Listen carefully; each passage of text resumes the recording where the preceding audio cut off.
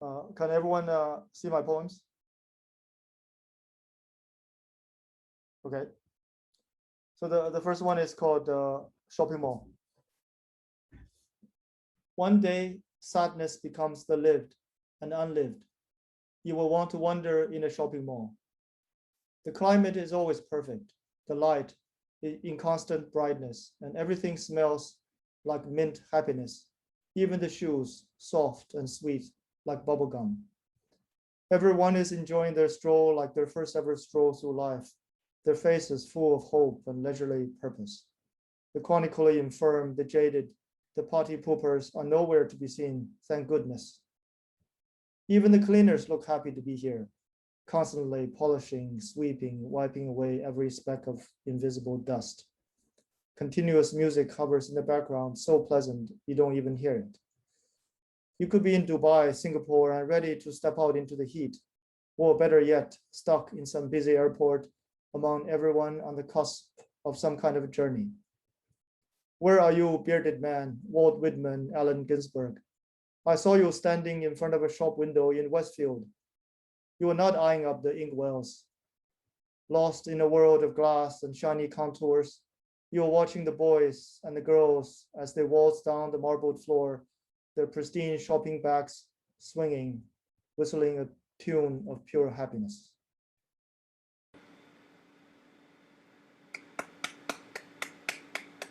Thank you. The next one is called Trees. I have become the trees behind my garden, rooting down, thirsting for rain.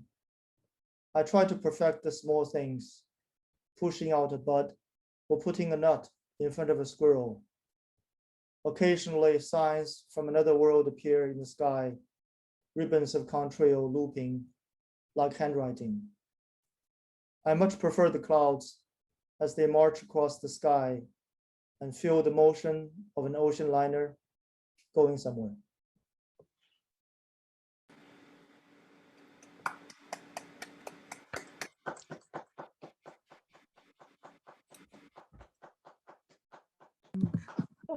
Thank you so much, Zack. You've always got a wonderful reading voice. Thank you very much. Our next poet from Forest Poets is Harriet Proudfoot. And Harriet belongs to two poetry groups, Forest Poets and Tideway, and has poems published in Smith's Knoll, the French Literary Review, Staple, and Artemis Poetry, winning a second prize in 2020.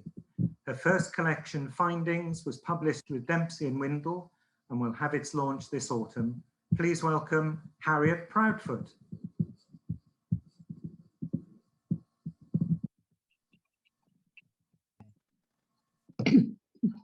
Right.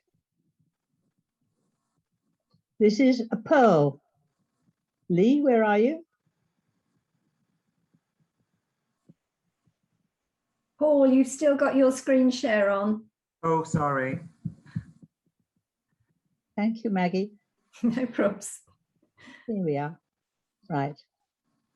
Pearl, a praise poem. Baby in her caricot sleeps soundly. Parents listen all night to ensure she's breathing.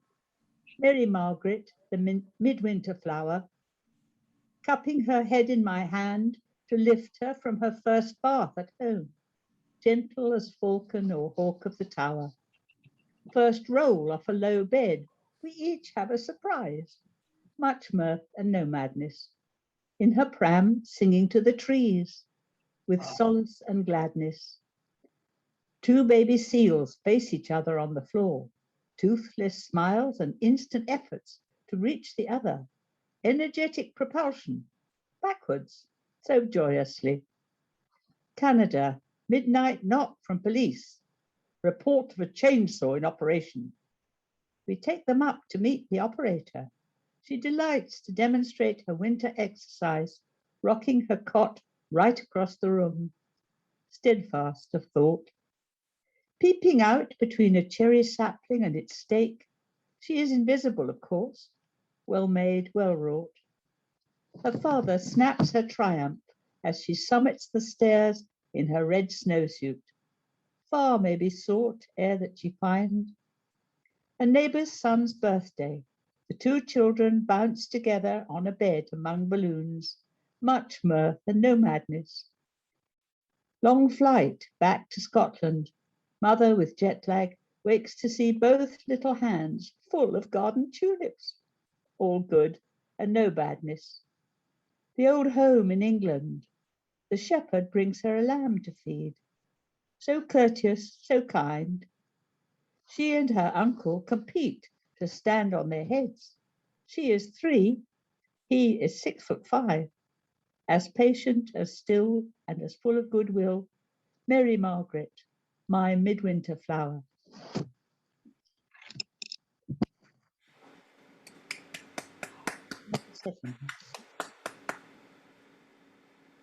Lee, thank you. This is a lockdown poem. On the pavement, the shadow of my daughter's hand touches the shadow of my shoulder.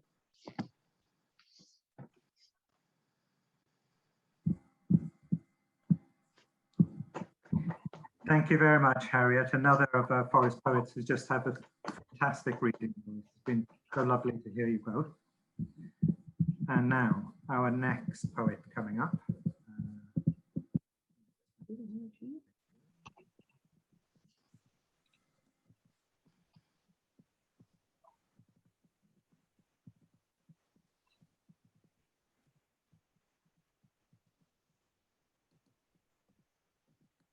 So our next poet and our first of our guest poets is Graham Clifford.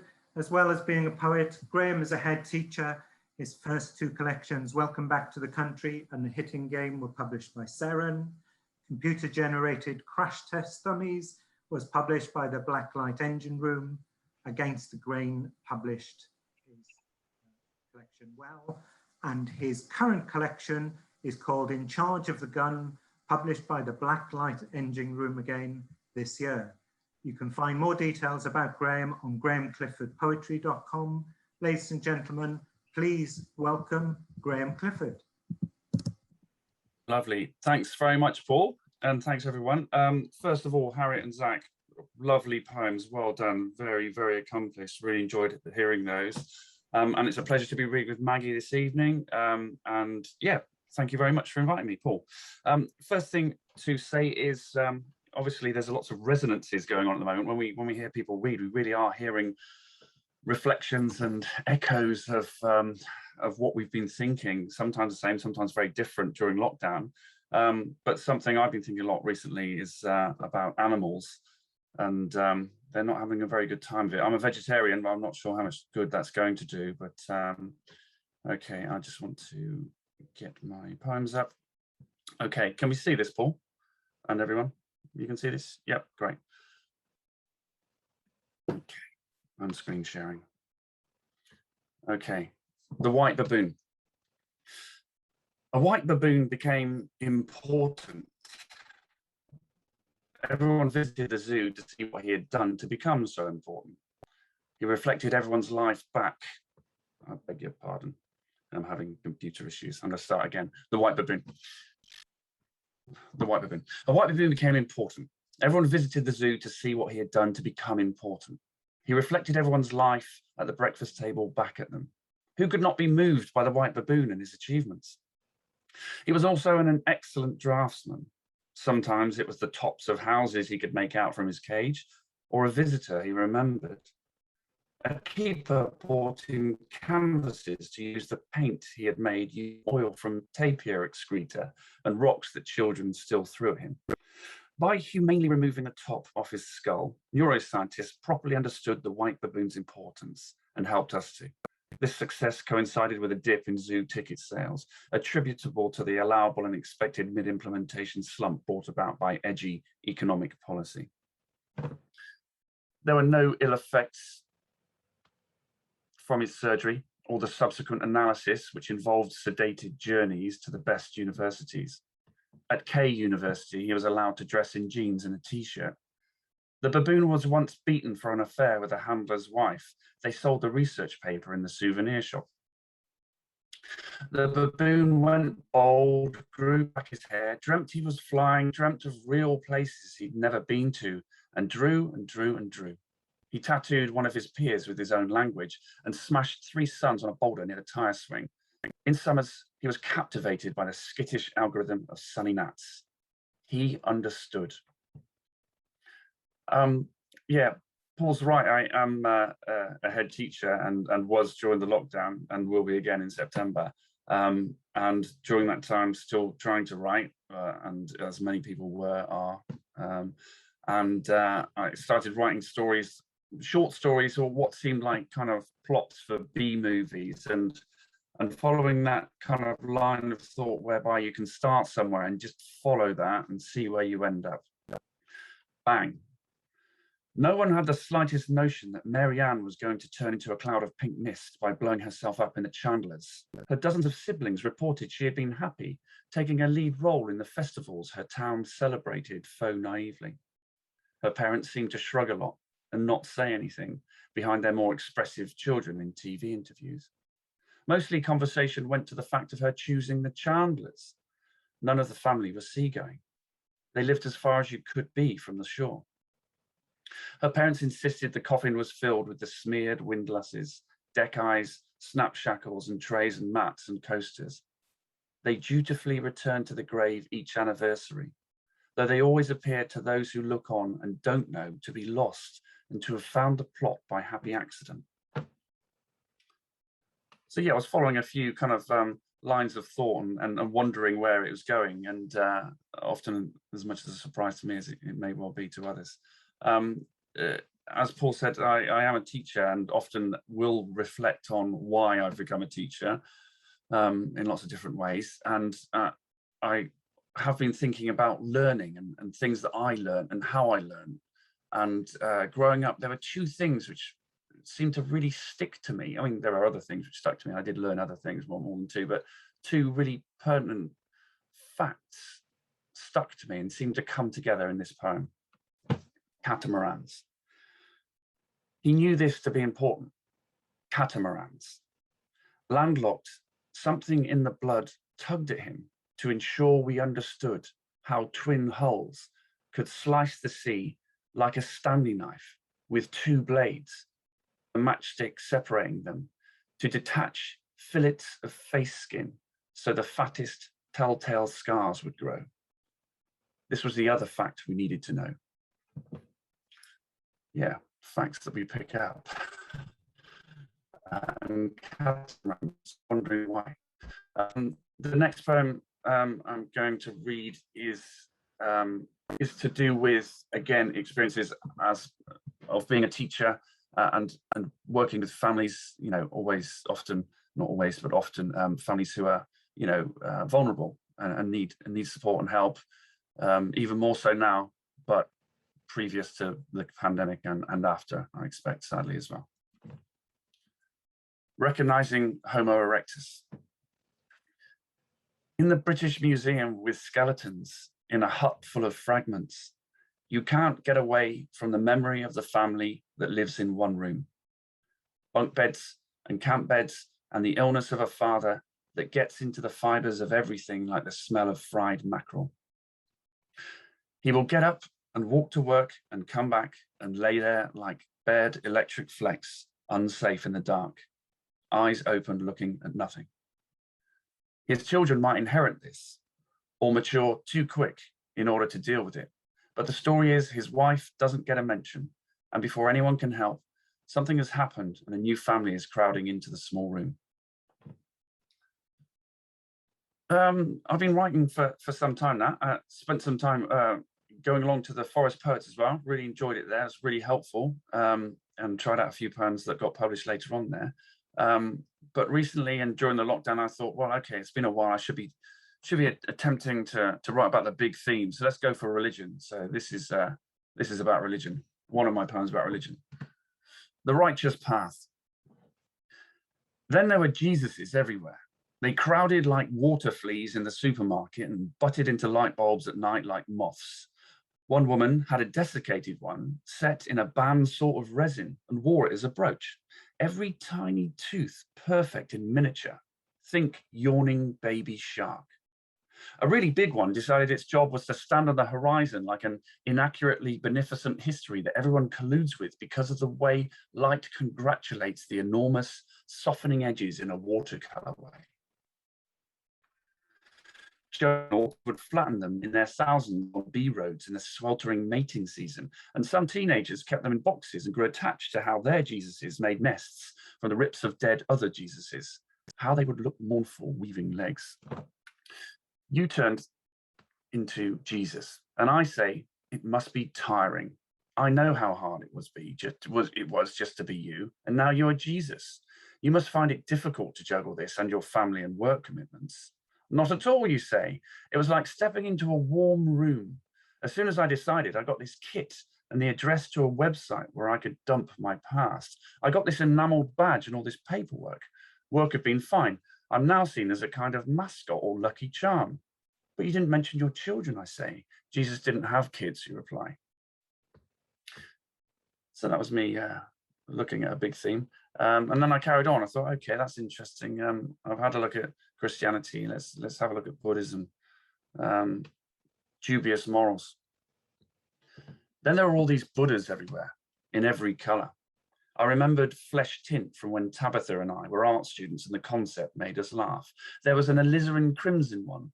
Then there were burnt umbrellas and Mars yellows. There was a titanium white one and a lizard green one, and one the color of rain. One the color of orange, which is slightly muted and chimes with grey, appeared lame.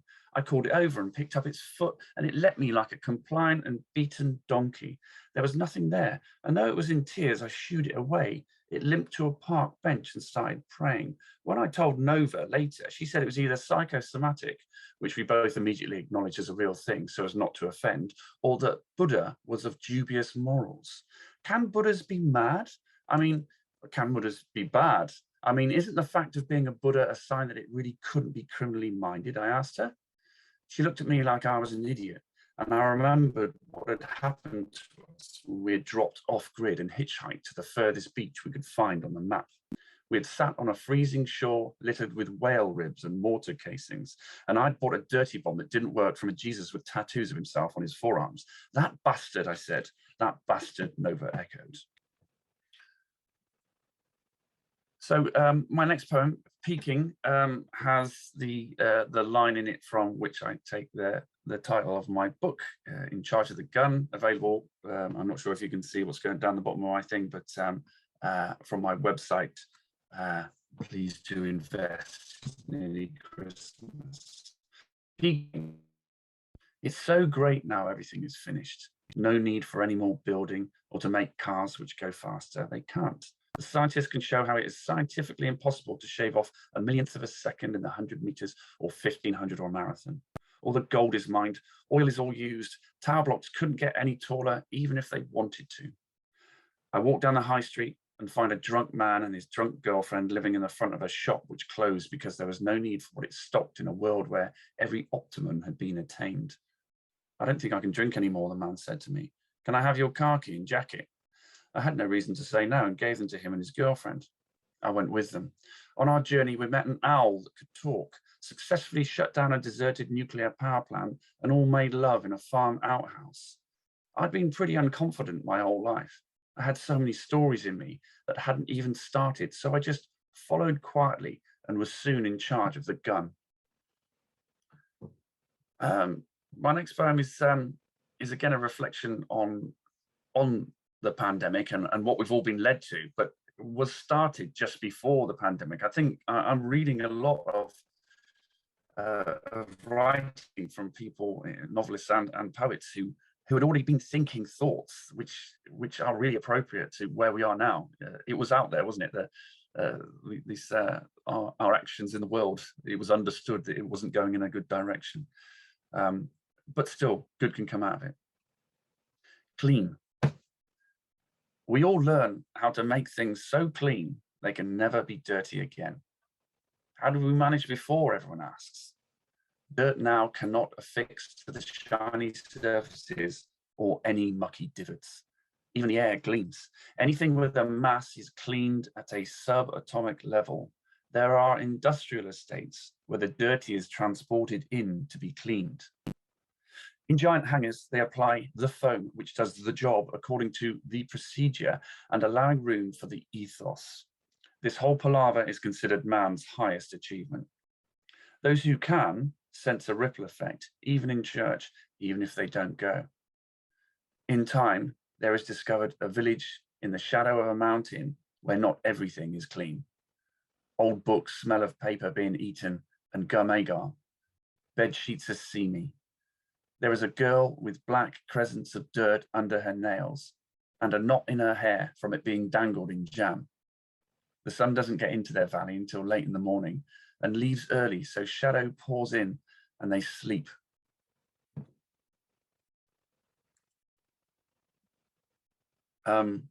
Yeah, one of the nice things, hard thoughts, but during the pandemic, sleep was affected. People heard things more loudly. It affected sleep in a negative way, and people were having deep sleeps. And there was lots of talk about dreams and how dreams were being affected. People seemed to be dreaming differently, or perhaps just taking more notice of dreams. This next poem was published in the Poetry Birmingham Literary Journal last year, and is to do with blueprints for our lives and the lack of any specifics. Intermission. We need to talk about how there is no manual or film to watch of someone just like you getting through a life like yours, and how the film wouldn't end anyway with a sun-filled palace opening every window. Where you are has not been captured in an 18th century grisaille, and your illness is not distinct enough from what we've all got. It has no attributable mandala composed by scientists when scientists could see. There's no position to get in which eases the ache, no flavor to complement this unusual taste. Nothing goes with it. There is no rhyme for the words that have to jump alone from the dripping cave where words hang and wait and wait and wait. There's nothing for it but to turn and bend like the kindest shape iron beams made when the barn burned, which monocle the moon as it moves through in fossilized panic. What cuts by being gripped is not documented. The brain is a grey planet, uninhabited. Its canals are geographic, incidental. The music it low hums, the trombone complaints, the timpani jungle worry, explainable. Observe the adze flint edge of this bundle of thought and saying, which amount to our days together, apart, on the same beach, whilst some important stocks, offloading the well-meaning, but utterly lost. That's about working out what we do and where we're going. A poem which is recently published in Poetry Salzburg, all about, I don't know, this. Dear idiot, do not share with me your plans. They are idiotic, and much like mine when I was an idiot. You haven't costed them, and they overreach your capabilities. I mean, have you any idea how much an island is, even one infected by tactical evaluation exercises? And what will you do when you can hypnotize? And where did you hear that it'll be all right in the end? Dear idiot, please do not try to contact me for a reference, even via memories, even via emotions, even via the weather, even via poems I've always known. You are an idiot and I should know. Now I see the danger in your hairdo and getting up late, your clever rhymes and gestural brushstrokes. It is beyond reckless to represent fauna in metal snipped from white goods. You should be made to rewrite your manifesto, every paragraph employed to incarcerate your idiot thoughts. You should consider restarting yourself and what the dark buzz from machines means. Have you not investigated tree bark? Have you not given up yet? Idiots. Obviously self-reflective, not aimed at anyone else.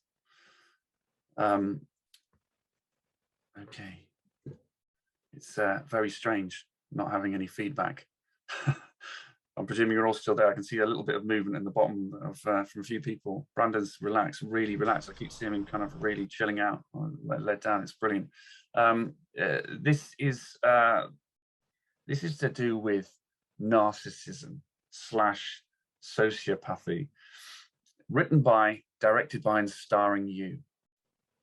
I saw the most amazing film about you last night. It was starring you with a soundtrack by you, directed and written by you. The story was very similar to mine, but you had somehow twisted the plot in what seemed at first watch to be innocuous, but on reflection was deeply flawed, detrimental to my feelings of self-worth, and what I had thought we agreed on was truthful. I can't believe you did it, I said. I'd forgotten I'd even made the film until you mentioned it, you replied. You always had been a flaky sort of character, but this was beyond reasonableness. I berated you until you revealed self-harming scars up your forearms and a tattoo with a date in the near future by when you intended to take your own life. I'm glad I'll have a noose around your neck where the lies are funneled from. That night, I reflected and realized your film had uncovered a reality I hadn't wanted to acknowledge, but was now out in the open. I was vile, and you had been right to produce and distribute the story which would paint me as a dull egg, a mote in your eye. I saw I could perhaps benefit in the long run. This had all been included in the film, even including afterwards, when you had licked your thumb and rubbed the felt-tip date off your arm. Just before my final poem, again, thank you very much to Paul for inviting me this evening, and really looking forward to hearing Maggie read, and to Harriet and Zack, fantastic again. New book available now from my website, and also there's some other previous publications you might be interested in, and if you did happen to like them, you would be in good company. And I'm going to finish off with, again, another animal poem. Thanks again for listening, and here we go. This is Crossing. My brother started crossing animals with kitchen implements, garden furniture, screws, nuts, bolts, fixings, ironmongery and workwear, guttering and drainage solutions, door and window fittings, high-vis overalls, fillers, aggregates and sealants, work towers and cleaning essentials. He raised a half hedgehog, half old-fashioned tape measure. He was very pleased with the snakes that partway along fanned out as all the sizes of Allen key. They would be reared in ice cream tubs, an old chest freezer, or on his bottom bunk. And all the animal objects weren't obviously upset by their uniqueness in the world. My brother could manage pain with the skill of an anaesthetist. Our parents asked him about pursuing his crossing as a proper career, but he wouldn't hear of it. A sparrow whisk on his shoulder and a pocket alive with woodlice wall plugs. He tried to tell me there was more to life than the obvious, but I couldn't understand a word, as his tongue was pimpled with the buttons off an ornate till, and his motivation was insulated with a no-nonsense and damp-resistant, expanding, sticky foam. Thank you very much.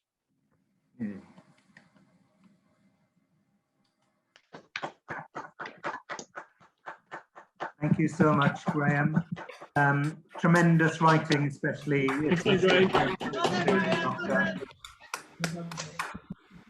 And so much imagination in those poems as well. It's tremendous. In Charge of the Gun Out now with Blacklight Engine Room Press. And if you were going to get any of those books that Graham talked about, I recommend Well, which was out with Against the Grain. And I put a blurb on the back of that book saying how great it was. So you have to believe me, surely. It is a tremendous book. So our last poet of the evening is Maggie Butt. And Maggie is an ex-journalist and BBC TV producer turned poet and novelist, amongst many other achievements. Has been the chair of the National Association of Writers in Education, taught creative writing at Middlesex University for 30 years, and the Royal Literary Fund Fellow.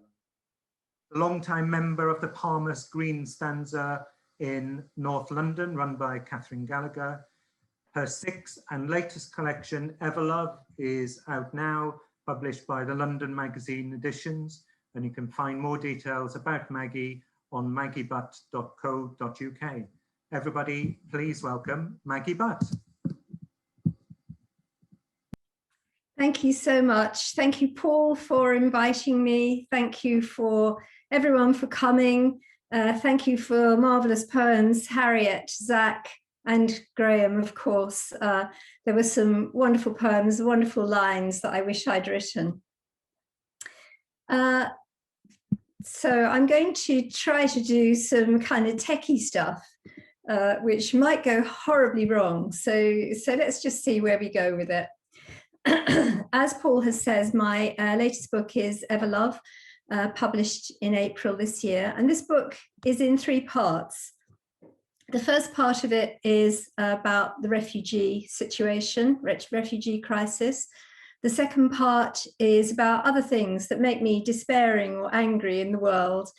And the third part is about joy, really, about the things that make life worth living. So the first part, I'm going to try and read 3, or maybe if I have time, 4 poems from each section. And before I read the first one, I'd like to introduce to you the way that I came to these refugee poems. I've been trying to write about refugees for years, and all the poems came out completely rubbish. And then I came across the artwork of an American artist called Mary Behrens. And her work inspired me so much that I began to write. And this is just a little movie in which she is talking about the work herself.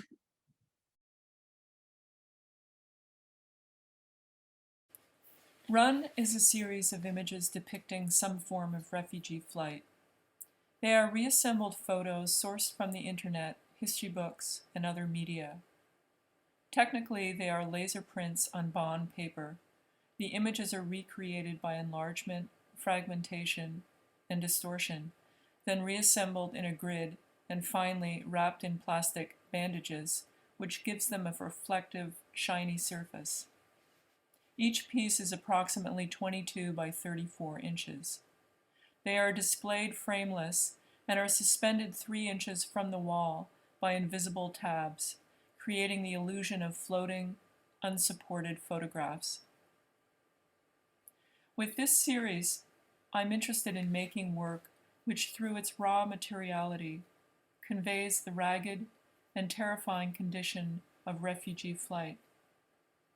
However intangible these experiences of human flight are for me, the series is an attempt at empathy with the plight of families and citizens who are on the run from some trauma beyond their control. You can see why I was so blown away by those images and wanted to write something reflecting them. Torn. Someone took your life, and tore it down the middle, then crossways into smaller pieces, as if it was a letter from an unfaithful lover, pieces flying to the wind. So now you know that the gods, the fates, the gods, care less for you than a scrap of paper. And though you run about and catch them all blowing and raining about you like ticker tape, you can't see how you could begin to stick them together to make a life again. So you tuck them carefully into your pocket and walk and walk and walk. I think you can see how the form of that reflects the cut up and stuck together images that Mary used. Some of these poems are addressed directly to a refugee or refugees. Toil. You used to work once, in a bank perhaps, a school, or on a building site. Your work had name and status in which you dressed every morning. I am a carpenter, you'd say, a mathematician, a housewife, an HR consultant. Now your work is laying a bedsheet on the floor, heaping it with the objects you can't bear to leave behind, family photographs, letters, addresses, a candle holder your daughter made, your favorite book, a change of clothes. If you're lucky, some money and jewellery stuffed into a sock. Your phone, food which won't moulder. Your job is to tie this sheet corner to corner and carry it. Your new work has a name too, the one who seeks refuge and is reviled, but you clothe yourself in it because you have no other. This, hopefully, is another little mini film of one of the poems. Shoes. I think about shoes, just that. If I had to choose just one pair, to yank on quick, to leave right now, to run from the rubble which was my home, to who knows where, no time to think, I'd grab the comfiest, but they are house shoes, town shoes, calling on friends' shoes, with soles I can already feel uneven pavement through, and they may be starting to leak. How far would I have to walk? How long would they need to last?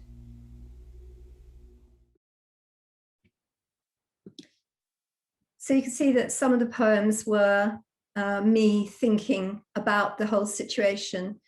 And this last one of this section was, you may remember the picture that inspired this, the child being posted through the barbed wire. Post. When food is scarce, love can be weighed by the growling stomach of the mother. If she's infectious, love's scale is measured by her resolve never to kiss or hug her child. In the Blitz, it was gauged as she buttoned his coat and named him with a brown label, shipped with a gas mask and a cardboard suitcase to the unpredictable care of strangers. Now calculate love here, where the barbed wire fence is prized apart until a slot can be held wide enough to post a toddler through, gift wrapped in knitwear, addressed to the dreamed of place where the streets of his future are paved with peace. The second part of the book doesn't get any more cheerful, I'm afraid, because we're going on to many things which make me cross, but I'm going to read tonight 4 poems which are about the climate crisis. Now that we are officially code red, the earth is officially code red, I thought that was the theme for tonight. This one is pretty straightforward. The others are a bit more tell it slant. Hurricane. Ophelia flames a warning over the skies of Europe that her kind will come again to beat their great bat wings, to tear trees from their roots, lift cars, roofs, houses, tossing them aside, their owners running hitherly, thitherly like disturbed rats in a nest. That beneath more storms' clawed feet, the writhing seas, hellhounds grown huge with meltwater's grief, will gnaw the beaches, hurl themselves at sea walls, break through to gorge on the land, guzzle, chew, and spew. Rising from her cave in the Azores, windward she wings the ocean, drench lashes lonely boats with a downpour of anguish, while her furious breath fans forest fires in Spain and Portugal, blowing their earth-burned stench to Devonshire, whipping up their ash with one flick of her scaly tail to paint a last day's omen sky of gleaming gold, spun copper, a blood orange sun over London, while the golden dust of the Sahara falls with the silence of snow on English cities. How very small our world has turned out to be. This happened during, do you remember a couple of years ago, the beast from the east, the unacceptably cold spell that came in from Siberia? Sonata for Broken Things. All trains are halted by blizzards, and in this crowded waiting room with blank departure board, a piano's plonked at tunelessly by that lanky teenage boy, hunched over the keys as if it's a maths test, which he'll ace if he just perseveres. Or maybe the discordant, crashing random notes are a concerto, and this further 50-minute delay will cherry top his opus. while the trainload of homeward bound evening passengers, forced inside by Siberian cold, stand round him, swaddled in coats, hats, scarves, resignation wrapped, patiently ignoring his clank plop, plink dank, flack whack, thunk cluck, crow-song of lost directions, missed connections, broken things he can't fathom or solve.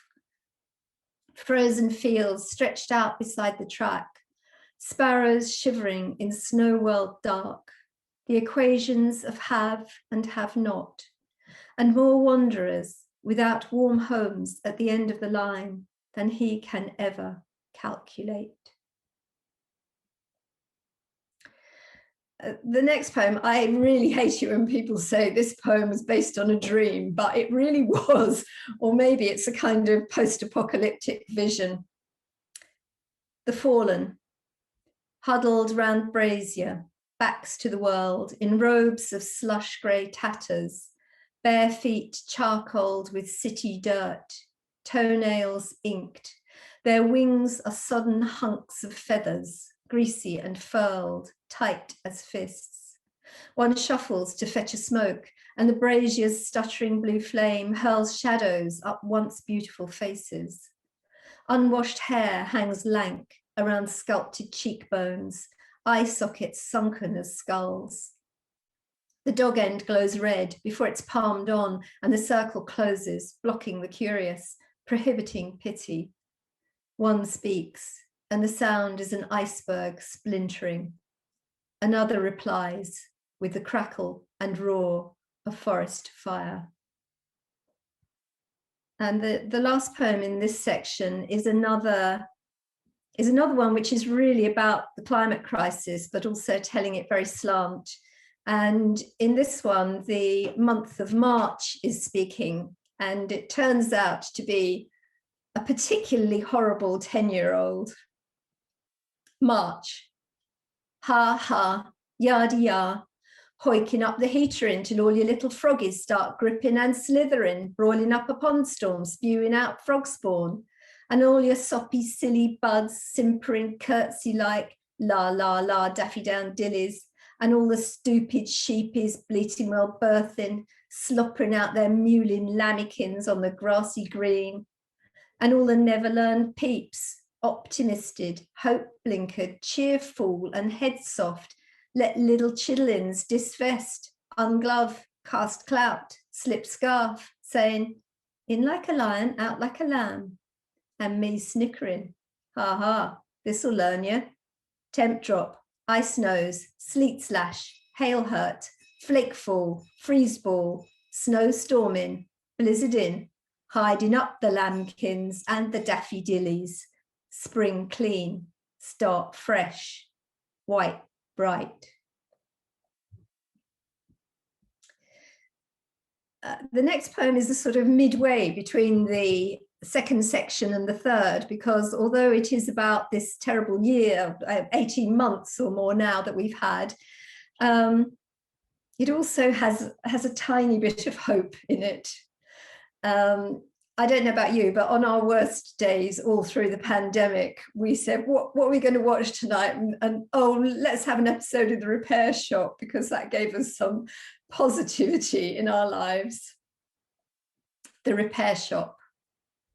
All our locked down days, they strolled up the familiar path. Pilgrims cradling broken offerings, harmonium, rocking horse, steam engine, vase, laying them carefully on the altar of the priests and priestesses with the power to touch the chipped, the stopped, the stained, the shattered, and return them to the untarnished wholeness of the past, its scarlet and gold, purple and greenwood, its smooth-wheeled motion, music box chimes and peals, wafts of coal tar soap, pipe tobacco, lavender-scented aunts, winding back the clockwork of the generations with painstaking, nimble-fingered magic.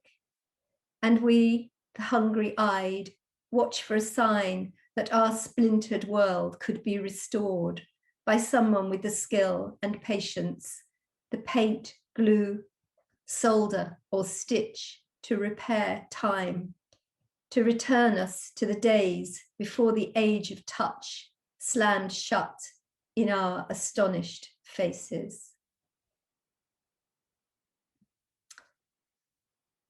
And now on to the third section of the book, which is about things which make life worth living, really, about love particularly, but also about things like travel.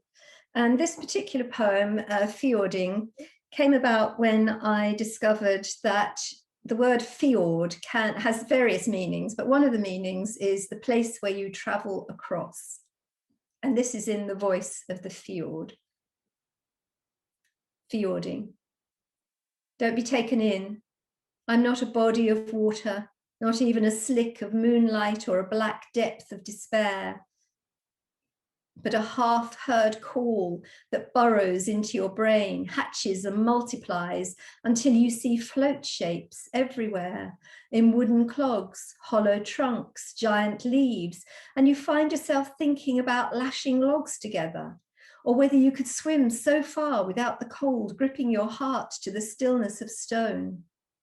So you stand with your eyes shaded, staring at the opposite shore with its bright green field in afternoon sun, hearing my lapping waves ask, what else, what else, what else? Until the itch of me, ache of me, whispering urge of me drives you from your warm bed to push out a coracle and step from dry land onto the life risk, heart race, rocking adventure of go. And I hope that before too long, we will all be able to do that thing and go somewhere else. I'm going to show you one more little film. This is a poem. Oops, I hope. This is a poem called Now I Must Be, which is really a poem about the point you come to after you have lost the people that you love, where you realize that you have absorbed them into yourself and they will always be part of you. So this is for my mum and dad. Now I must be both mother and father to myself, scatter wisdom over my own head like an upturned bowl of rose petals, name myself with sprinkled water, offer pie and mash advice, pour out cold, clean glassfuls of forgiveness. Remember to love myself, pride puff at my small achievements, love most fiercely my flocks of imperfections. Okay, and in this section of good things in life, there is this one about marriage, a long marriage. I've now been married for 39 years. I've been married for 34 years when I wrote this one. Batting partnership, 34, not out. I'm wearing earplugs on my sun lounger because the test match is blaring from your laptop while I'm trying to read poetry, and both of us insist on our right to the garden because at last it's summer. And though you'd be happy to wear headphones if I asked, I'd still have to listen to your schoolboy cheers or furious protestations to the umpire. So now, earplugged, the world sounds underwater, like lying right back in the bath where I can hear my own breathing and faint cricketing applause drifting from a far-off county or another era. And when they stop for tea, you consult me about the pruning, and I swim up, mermaid-like, ready to exchange my voice for a dance or kiss. And I'd like to read you the poem which prickled my eyes with tears, or the one about cricket, which you might just catch. But Joe Root has just made 250, so you run back to the pitch, and I dive into the pages, and hope this muffled afternoon is the first of a long, hot summer where we can keep recrossing on the wicket, and not a warning of the featherbed silence which will fall when the ground is cleared at close of play. And I'd like to finish with a poem about swimming. I love swimming in the sea. I'm not one of those people who do it all year. So there comes a point where I know that it's going to be the last one until next spring. And this is about that. The last swim of the season. The freeze lick of waves ices my toes, insta-numbs calves, thighs, stomach. So there's a minimum of a moment when I swing back to the beach, almost wade into the dry, suddenly warm air, back to you with your beer and newspaper. But it's high tide, still calm, soggy sunshine, and this might be the last because it's October. The earth has tilted on its axis, dark lapping at the year. The leaves have felt it and shivered themselves golden and ruddy.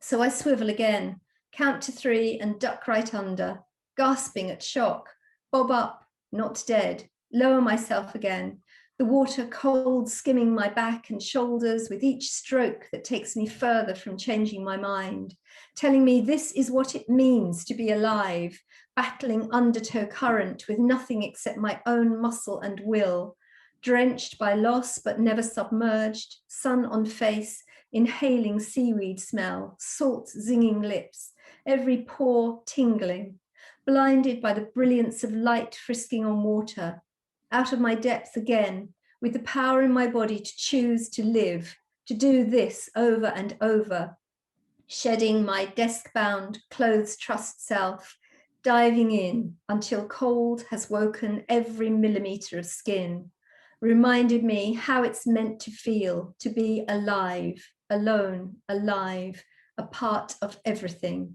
Sea self, sunlight self, swim self, part fish, part mermaid, part woman. Thank you all very much. Where's the stop screen?